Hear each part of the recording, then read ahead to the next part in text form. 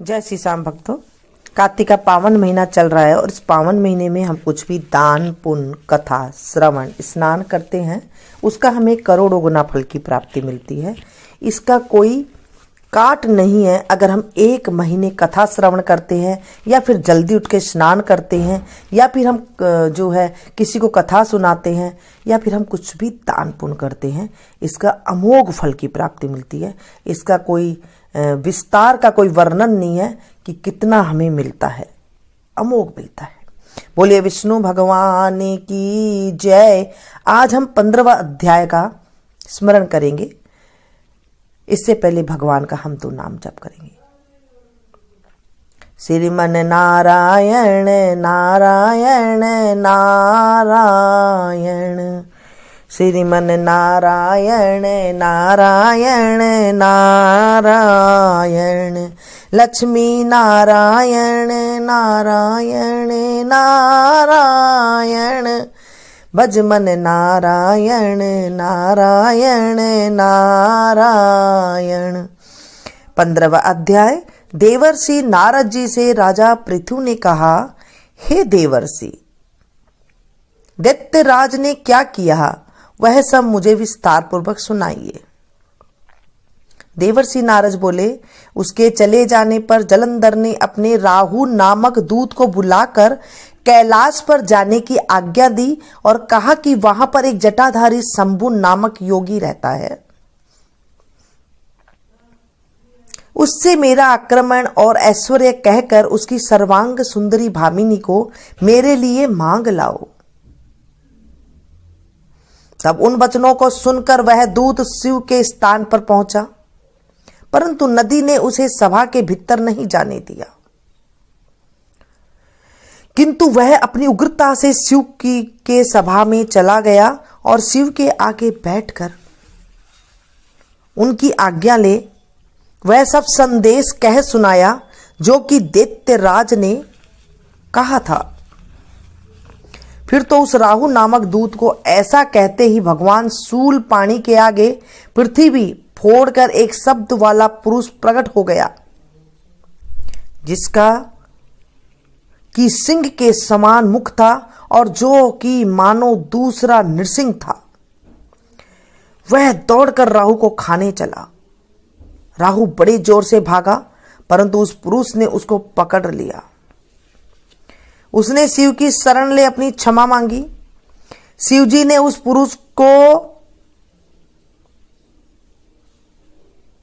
पुरुष से राहु को छोड़ देने के लिए कहा कि मुझे बड़े जोरों की भूख लगी है, मैं क्या खाऊं। महेश्वर ने कहा, यदि तुम्हें भूख लगी है तो शीघ्र ही अपने हाथ पैर का मांस भक्षण कर ले। शिव जी की आज्ञा से वह पुरुष शीघ्र ही अपने हाथों और पैरों का मांस भक्षण कर गया। अब केवल उसका सिर मात्र शेष रह गया था। तब उसका ऐसा कृत्य देखकर शिव जी ने प्रसन्न होकर उसको अपना आज्ञा पालक जानकर उसे अपना परम प्रिय गण बना लिया और कहा कि मेरी पूजा के समय अब तेरी भी सदैव पूजा होती रहेगी और जो मेरी पूजा नहीं करेगा वह मेरा प्रिय न होगा। शिव जी से ऐसा वर पाकर वह पुरुष को बड़ी प्रसन्नता हुई। उस दिन से वह शिव जी के द्वार पर स्वकीर्ति मुख नामक गण होकर स्थित रहने लगा। बोलिए विष्णु भगवान की जय। आज के दिन अन्नकूट का प्रसाद लगाया जाता है, गोवर्धन जी की पूजा की जाती है। आज हम गंगा जमुना की कहानी सुनेंगे। कार्तिक के महीने में गंगा जमुना की कहानी अवश्य सुननी चाहिए। एक गंगा थी और जमुना थी। दोनों बहनें साहूकार के खेत में से जा रही थी तो जमुना ने 13 जौ के दाने तोड़ लिए। गंगा बोली, बहन तुझे तो ग्रहण लग गया है, ये तो चोरी हो गई है। तब जमुना बोली, बहन अब ग्रहण कैसे धुलेगा। गंगा ने कहा, 12 वर्ष तक साहूकार के यहाँ नौकरी करे तब तेरा ग्रहण उतरेगा। बाद में जमुना साहूकार के यहाँ गई और बोली, मुझे नौकरी पर रख लो, मैं तुम्हारे सारे काम कर दूंगी, परंतु 4 काम नहीं करूंगी। एक तो झूठे बर्तन नहीं मांजूंगी, झाड़ू नहीं लगाऊंगी, बिस्तर नहीं बिछाऊंगी और दिया नहीं जलाऊंगी। साहूकार ने उसे रख लिया। 12 वर्ष के बाद कुंभ का मेला आया। साहूकार ने कुंभ के मेले में जाने लगी तो जमुना ने उसके सोने का 1 टका देकर कहा, मेरी बहन गंगा को यह दे देना और कह देना कि तेरी बहन ने भेजा है और वह गोरे गोरे हाथ में हरी हरी चूड़ियां पहने ले ले। साहूकार ने वहां जाकर गंगा जी को सोने का टका दे दिया और कहा जमुना ने यह टका दिया है।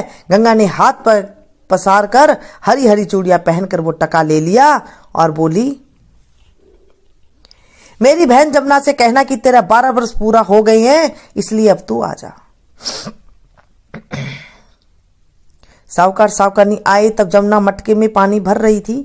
वह दोनों जमुना से बोले, तेरी बहन को सोने का टका दे दिया और उसने कहा कि अब तेरे 12 वर्ष पूरा हो गया है, अब तो तू आ जा।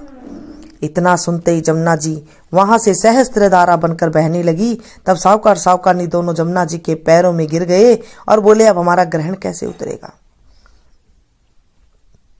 आपने हमारे घर में सारा काम कर दिया, इसलिए हमारा ग्रहण कैसे उतरेगा? जमुना जी गंगा के माता के पास गई तो गंगा माता जमुना जी से बोली, तू साहूकारनी को धैर्य बंधाकर आई है कि नहीं? तब जमुना बोली, मैं तो कुछ भी नहीं करके आई हूं। गंगा जी बोली, उनके पास जा और धीरज बंधा कर आ, नहीं तो उन्हें संतोष कैसे होगा। तब जमुना जी साहूकार साहूकारनी के सपने में बोली, उठो मैं जमुना हूं, तुम ऐसे क्यों पड़े हो, उठकर कुछ खाओ पियो। तब वह बोले, हमें कैसे उठे, हमें तो ग्रहण लगा है, मैंने तुम्हारे से ऊंचा नीचा सारा काम करवा लिया। तब जमुना बोली, तुम्हें ग्रहण नहीं लगा, मैं तो अपना ग्रहण उतारने आई थी। जब से मैं तुम्हारे खेत में जा रही थी तो जो के तेरे दाने तोड़ लिए थे, इसलिए मेरा ग्रहण उतर गया और मेरे 12 वर्ष पूरे हो गए, इसलिए तुम्हारी मुक्ति हो जाएगी। उन्होंने उठकर देखा तो सारा घर में बहुत सा धन हो गया है। हे गंगा जमुना माता, जैसे साहूकार साहूकारनी को दर्शन दिए, उनकी मुक्ति कराई, वैसी हमारी भी करना और सारे परिवार की करना। इस कहानी को कहने वाले को, सुनने वाले को और हुंकारे भरने वाले की भी करना। एक साहूकार साहूकारनी थे। साहूकारनी का नाम चंदा था। चंदा बहुत दरिद्रा से रहती, फटा कपड़ा, फूटा बर्तन, टूटी खाट और गंदा बच्चे रखती थी। इससे उसका पति भी बहुत ज्यादा नाराज रहता था। एक दिन चंदा हाथ में दिया लेकर के गली में जा रही थी तो लक्ष्मी जी को दया आ गई और लक्ष्मी जी ने चंदा को पीछे से आवाज दी, ए बहन ठहर जा, मैं भी आ रही हूं। चंदा रुक गई। लक्ष्मी जी चंदा के साथ बात करती हुई चलने लगी। थोड़ा दिन ऐसे ही चलते चलते दोनों जनी भाईली बन गई। एक दिन लक्ष्मी जी ने कहा, चल तेरे घर चलते हैं। घर जाकर चंदा से बोली कि बहन ये क्या घर की दशा कर रखी है, चल तू काम कर। चंदा ने कहा, मुझे तो काम करना आता ही नहीं है, तू बताती जा, मैं वैसे ही कर लूंगी। लक्ष्मी जी ने बताकर झाड़ू दुआई, चौका दुआया, माचा कसवाया, खटिया को कसवाया जो खटिया ढीली थी, बच्चों के तेल उपटन करवाया, नया कपड़ा मंगवाया, तेल उपटन करवाया, गहना पहनवाया। इस तरह से उसको एकदम साफ सुथरा कर दिया। इस तरह लक्ष्मी जी रोज चंदा को काम करना सिखाती और चंदा फिर धीरे धीरे आप ही करने लग गई। उससे उसका पति भी उससे नाराज जो रहता था नहीं रहने लगा और उसे खुश रहने लगा। उसे घर में धन संपत्ति भी हो गई। आस पड़ोस वाली पूछने लगी सब कि तेरे इतना धन कैसे हो गया, क्योंकि चंदा तो बावली थी ना। सबने पूछा, इतना धन तेरे कैसे हो गया बावली? चंदा ने कहा, पता नहीं, लक्ष्मी जी मेरी भाईली है, उन्होंने मुझे दिया है, मुझे बता बता के काम करा करा के। तो सबने कहा, वो भाईली है तो क्या हो गया, तेरा कौन सा पीढ़ा घाल कर बैठ गई है? चंदा को ज्ञान हो गया। जब लक्ष्मी जी उसके घर आई तो चंदा ने पीढ़ा बिछा दिया और बोली, मेरे पीढ़े पर बैठ जा। लक्ष्मी जी बोली, ना बहन, पीढ़े पर तो मैं राजा राणा कभी नहीं बैठती, मैं तेरे कैसे बैठूं? चंदा ने कही, नहीं, जिद कर ली कि नहीं, मेरे तो बैठना ही पड़ेगा। लक्ष्मी जी बैठ गई। बोली, लक्ष्मी, मैं बाहर जाकर आ रही हूं, जब तक बाहर से अपने घर में ना आऊं तब तक मत उठना, बैठी रहना। चंदा बाहर जाकर अपने पियर चली गई। चंदा वापस नहीं आई और लक्ष्मी जी गया नहीं। उसके करोड़ों करोड़ों अरबों रुपए की माया होगी। हे लक्ष्मी माता, जैसे उसके पीढ़े पर बैठी, वैसे मेरे भी पैरे पर बैठना, मेरे घर में भी बैठना, मुझे भी सुख शांति समृद्धि देना, मेरे घर में भी करोड़ों रुपया अरबों रुपया की माया करना। बोले लक्ष्मी माता की जय। कार्तिक के महीने में लक्ष्मी माता की कहानी जरूर सुननी चाहिए। पथवारी की कहानी। एक बुढ़िया थी, उसके 4 बेटे थे और 4 भैंस थी। कार्तिक का महीना आया, बुढ़िया अपनी बहुओं से बोली, मैं तो कार्तिक नहाने जाऊंगी और तुम लोग एक एक भैंस ले लो। 1 महीने में आऊंगी, देखूंगी तुमने में से कौन सा बहू सबसे ज्यादा घी जोड़ पाएगी। तीनों बहुएं चालाक थी। छोटी बहू को ना तो दूध बिलोना आता था और ना ही घी निकालना।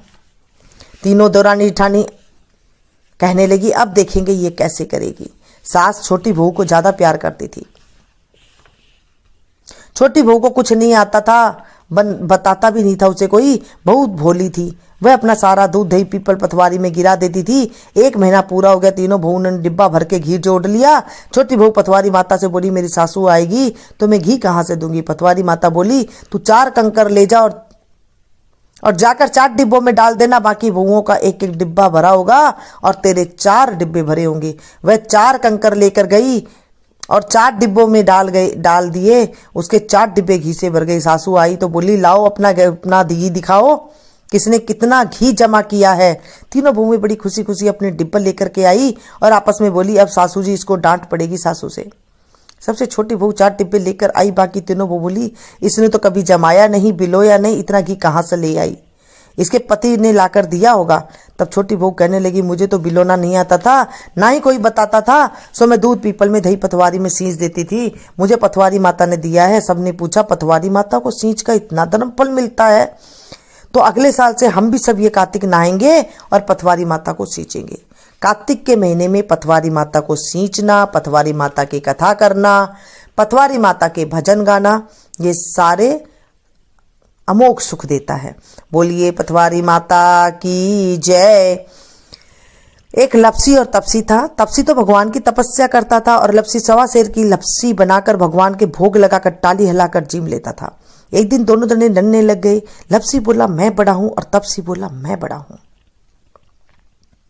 इतने में नारद जी आए और पूछा, तुम क्यों लड़ रहे हो। लपसी ने कहा, मैं बड़ा हूं। तपसी ने कहा, मैं बड़ा हूं क्योंकि मैं सारे दिन तपस्या करता हूं, सारे दिन भगवान की पूजा करता हूं। नारद जी बोले, मैं तुम्हारा फैसला कल करूंगा। दूसरे दिन तपसी नहाकर आ रहा था। नारद जी ने 1.25 करोड़ की अंगूठी उसके आगे फेंक दी। उसने देखा कि 1.25 करोड़ की अंगूठी उसके आगे पड़ी है, तो उसने उस अंगूठी को उठाकर बगल के नीचे दबा लिया और तपस्या करने लगा।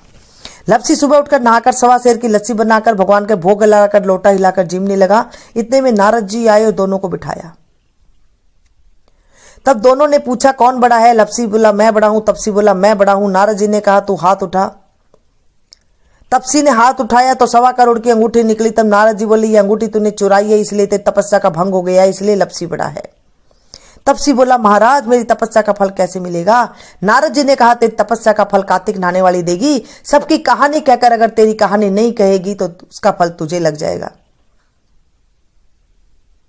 धोती देकर गमछा नहीं देगी तो उसका फल तुझे लग जाएगा। सीधा देकर दक्षिणा नहीं देगी तो उसका फल तुझे लग जाएगा।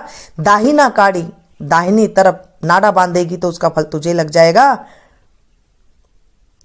इतना कहकर नारद जी चले गए और लपसी बड़ा हो गया। हे प्रभु, हे कार्तिक महाराज, मुझे भी ऊंचा बड़ा करना। बोलिए विष्णु भगवान की जय। आज के दिन गोवर्धन महाराज की पूजा की जाती है और गोवर्धन महाराज यानी कि कृष्ण भगवान जो गोवर्धन पर्वत उठाए थे, उनकी आज पूजा की जाती है। कई घरों में जैसे जैसे आपके रिवाज है वैसे वैसे ही करें। किसी को देख करके सुन करके अलग तरीके से नहीं करनी चाहिए। अगर आपके घर में गोबर से जैसे बनता है वैसे बनाएं और फिर करें। अन्नकूट की सब्जी मंदिरों में भी मिलती है, घर में भी आप बना सकते हैं। कृष्ण भगवान को भोग लगा सकते हैं, पथवारी माता के सामने भी रख सकते हैं, तो वो भोग लग जाएगा। अगर आपको नहीं आता है बनाना तो आप मंदिर से थोड़ा सा प्रसाद ला करके जरूर खाएं, क्योंकि अन्नकूट का जो प्रसाद है अगर मिलता है आपके यहाँ तो कहीं आसपास मंदिर में, तो उसका प्रसाद जरूर खाएं, क्योंकि इनसे भी जो है हमारी आर्थिक स्थिति सुधरती है और भगवान की कृपा हमारे ऊपर बनी रहती है। कार्तिक के महीने में हम कुछ भी दान पुण्य कथा श्रवण कुछ भी धर्म का कार्य करते हैं वह हमारे करोड़ों गुना होकर के हमें मिलता है। ऐसा हमारे शास्त्रों में कहा गया है कि कार्तिक का महीना अमोघ फल देने वाला है। विष्णु भगवान को अति प्रिय है, तुलसा जी को अति प्रिय है, राधा जी को अति प्रिय है, कान्हा जी को अति प्रिय है, सारी देव देवता को अति प्रिय है, लक्ष्मी माता को अति प्रिय है। आप इसी जरूर कथा को सुने, प्रसाद बनाएं और आज से शाम को भजन गाने शुरू होते हैं तुलसा जी के आगे। जब दीपावली का दूसरा दिन आता है तब से शुरू होते हैं। और मैं अभी आपको 11 बजे आपके पास आ जाएगी गोवर्धन की कथा। गोवर्धन की कथा आज सुनने से सारी मनोकामना पूरी होती है, क्योंकि कान्हा का ही दिन है, तो कान्हा की हम कथा करेंगे। अभी मैं बोलूँगी तो काफ़ी वीडियो लंबी हो जाएगी। इसे ज़्यादा से ज़्यादा शेयर कीजिएगा। जब आप शेयर करते हैं तो आप किसी को कहानी सुनाते हैं। जब कहानी हम किसी को सुनाते हैं, सुनाने वाले को, सुनने वाले को, और कोई ने हुंकारा भर दी, उसे भी अमोघ फल की प्राप्ति होती है। उसकी कोई लिमिट नहीं होती है। करोड़ों करोड़ों गुना होकर के हमारे खाते में जमा होता है। और ये तो कार्तिक का अमोघ पावन महीना चल रहा है।